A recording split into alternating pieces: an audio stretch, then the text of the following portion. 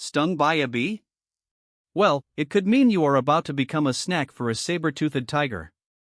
Or, just have a really bad day. You are Grug, and you just want to know what to do when this fuzzy little menace decides to ruin your picnic. Did ancient humans handle bee stings properly, or were they just really, really confused? Let's paint the picture. Life was not easy back then. You wake up to the sound of nothing. Just birds, the wind, and maybe a mammoth that forgot how to walk, handsome, but nothing to eat. It's survival mode all day, every day. And the last thing you need is an angry bee buzzing around like it owns the place. You'd think they'd be working on their flight skills instead of ruining lives. So, you get stung. What happens next? Well, in ancient times, the response to a bee sting was mostly yelling. That's right. Grug is not kidding. If you got stung, your first course of action was to start running around yelping like a crazy person until the swelling goes down. Very high tech. Just imagine, Grug gets stung. Grug run fast. Grug might attract more bees, but who cares? Sounds like modern dating, really. You get hurt, you panic, and suddenly it's a wild chase scene with no happy ending. And the treatment? Well, most folks thought bee stings were either a sign of favor from the gods or a terrible omen. Kind of like when you swipe right on every single person in a dating app. All excitement until you show up for dinner and, yikes! That could either be true love, or you just brought home a grizzly bear in human form. But here's the crazy part, ancient humans had their own idea of remedies. Forget ice packs or doctor visits. Here's a thought, some tribes believed that if you rubbed honey on the sting, the bee gods would reward you. But honey attracts more bees, so now Grug has two problems, a sting and more buzzing. Grug not sure how to feel about that. Now let's break it down a bit further. You gotta consider the environment. There were no hospitals, no medicine cabinets, just a cave with questionable snacks. When Grug got stung, Grug also had to worry about infection. You might as well keep running. Grug have infection? Grug now snack for bear. Grug not happy about that. Can you imagine the conversation at the cave water cooler? You got stung by a bee? Tough luck. I got chased by a mammoth yesterday. At least bees don't step on you. On top of all that, bee stings were interpreted differently across cultures. Some believed it was a call to bravery, others thought it meant you were cursed. Grug just sees it as another example of nothing good comes when you venture outside your cave. It is like those moments in life where you're just like, why did I sign up for this? But it gets worse. Think about bees and their role in the food chain, like terrible roommates who borrow everything but never replace it. If a bee stings you, not only do you run around acting like a wild animal, you may just end up being bait for something bigger, a wolf, a saber-toothed tiger, or an ex. Grug just want pizza. Why does Grug have to dodge predators too? Now, what about their beliefs? Some thought bees were the messengers of the afterlife. You get stung, you talk to the ancestors. Grug not quite sure how a bunch of bees help with discussing life choices. Talk about mixed signals. Grug gets stung, Grug find out grandma wants to know why there's no firewood. Thanks, bee. Oh, and let's not forget bees' creepy little habit of having a hive where they can hang out with all their buddies, discussing how they can annoy prehistoric humans. It's like a wild frat house filled with buzzing hooligans who see you and think, let's mess this guy up. That's who was really living it up in ancient times, definitely not you sitting there with ice on your arm. And here's a fun thought, can you imagine how the early humans shared stories about their bee encounters? Grug's friend Tim got bee stung. Tim brave warrior. Made nice soup. Not so brave after bee. I bet it turned into a rite of passage. You were not a true caveman until you could outrun a swarm of bees. And all this buzzing was happening while ancient humans were still figuring out the whole fire situation. Like, Grug see fire. Fire good. Grug touch fire. Fire bad. Talk about priorities. Let's just say Grug's history of trial and error is a lot better than his bee management skills. Ultimately, the truth is, bee stings were a chaotic mess, just like modern life. Whether you're dealing with allergic reactions or a bad Tinder date, you're still left with major decisions. Run in circles? Call a friend? Try some honey? Grug would love to see how that plays out. So, stung by a bee? You might just end up with a great story. Trust me, it's the wildest way to connect with your inner caveman.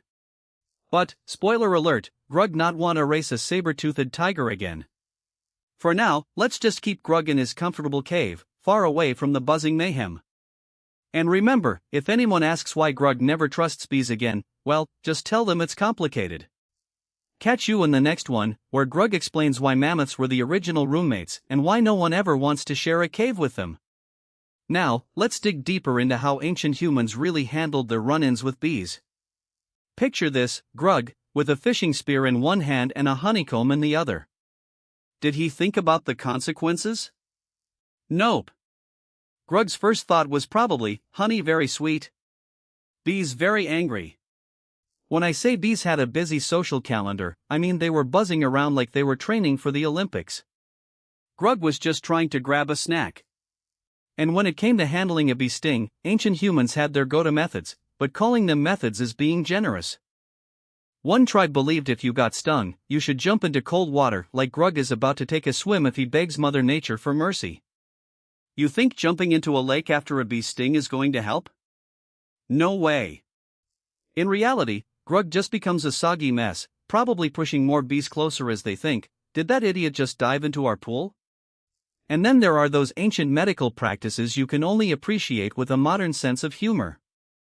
Folk remedies included applying crushed herbs to the sting, yes, the same herbs that probably also doubled as dinner. Your healthcare plan back then looked a lot like throw everything at it and hope it sticks. It's like saying, got a headache? Try eating a rock. It might distract you. If someone from Grug's tribe got stung, friends would gather around, hands on hips, nodding seriously like they just accessed the caveman version of WebMD. Grug no cure. Stay still while all Grug's friends stand in circle, look worried. This is the precursor to modern medicine, folks. Chasing your friends in a panic, that's the real magic formula. Let's just say that if ancient humans had social media, the hashtag bees are not your friends would be trending every spring. Now, consider how the ancient world saw bees. They weren't just pests, they were symbols. Some cultures worshipped bees as sacred creatures, while others viewed a bee sting as a sign you should learn how to dodge predators better. Grug stung? Grug practice agility. Grug hop, skip, jump. Grug get hit by saber-toothed tiger. This is the original training montage. You can almost see Grug standing in front of a mirror. Today is the day I learned not to be a snack. And speaking of symbols, the ancient Greeks thought bees were messengers of the gods. So, when you got stung, you were being told to get your act together. Great, Grug, now Zeus mad at me too. How do I explain this to my cave buddies? Grug would definitely need a good excuse at the next cave party when everyone's talking about their epic hunting trips and he's stuck saying, yeah, I had a date with a bee, and honestly, it did not go well. Let's also consider ancient humans who lived near the coast. They faced unique challenges. Picture Grug, half-naked, standing on a beach, holding a fishing net, and suddenly a bee decides to do a flyby. The only thing they had to fend off the sting was probably a fish or a conch shell. Grug covers sting with crab. Maybe stinging for stinging? It's like a bad breakup, going from one pain to another, praying for sweet relief. But no matter where you lived, one notion remained constant: bees were everywhere. Grug might successfully swipe a honeycomb, but what about the consequences? The ancients had stories, like the one about a caveman who thought he could outrun an angry hive by hiding inside a cave. Spoiler alert, he didn't win that battle. Imagine being the one who tried to negotiate with bees while his friends watched. Grug be brave, but bees say no way. It's like a bad reality TV show waiting to happen. But it gets even weirder. Some tribes believed that if you whispered sweet nothings to the bees after getting stung, they would be nicer next time. Grug stung. Grug say, buzz, buzz, oh mighty bee, you were so nice. It's like trying to be friends with your ex-mother-in-law. The results were mixed at best. Picture Grug pouring out his heart to a bee. The bee just buzzed off, probably laughing to its bee buddies about the loser in the cave. And let's not forget the sheer dramatic nature of these interactions. When a caveman got stung, you might think he'd just sit down, take a breath, and calmly assess the situation. Nope. Not Grug. No drama class here, it turns into a full-blown series of unfortunate events. Grug gets stung, runs for cave, trips over rock, crashes into friend's lunch meat. There's the legend of Grug's great bee escape, now known as the day the sandwiches almost died. And just like any good grumpy creature, bees played hard to get. Lingering honeycomb didn't just endear them to cavemen, it made them enemies. An angry bee sting could easily make you the centerpiece of a Caveman Chronicles tale. Did you hear about Grug? He thought honey would make him cool, now he's a living bee buffet. Now imagine, if you will, ancient humans trying to explain bee policies to their children. Honey, remember, bees are not friends, they sting and fly away. If they buzz, they could hurt you. Run fast. If you can't run, play dead. Ancient stragglers were probably regaling tales of disastrous bee encounters as warnings. And here we are in modern times, swiping right on dating apps thinking we're so advanced. Who needs to worry about those fuzzy little winged creatures anymore? Not us. Unless you get one of those pesky allergy alerts or accidentally invite your ex to a picnic. All that anxiety, but now with more options to avoid the buzz. You know, it's fascinating how we've evolved while the bees just kept on buzzing. The more things change, the more they stay the same. Stung by a bee or stuck on a bad date, we've all known that panic and frantic decision-making. Grug would probably find it amusing why people stress about bees when Grug have saber-toothed problems. So, next time you feel a sting or face a bad situation, just picture Grug running like the wind, yelling about bees, and know that ancient ancestors had their heads in just as much buzzing chaos as we do today. Just remember to ask yourself, if Grug can survive the wrath of the bee gods, can't you face whatever modern life throws at you? Catch you all next time. Grug signs off, but only after deciding against any more honey.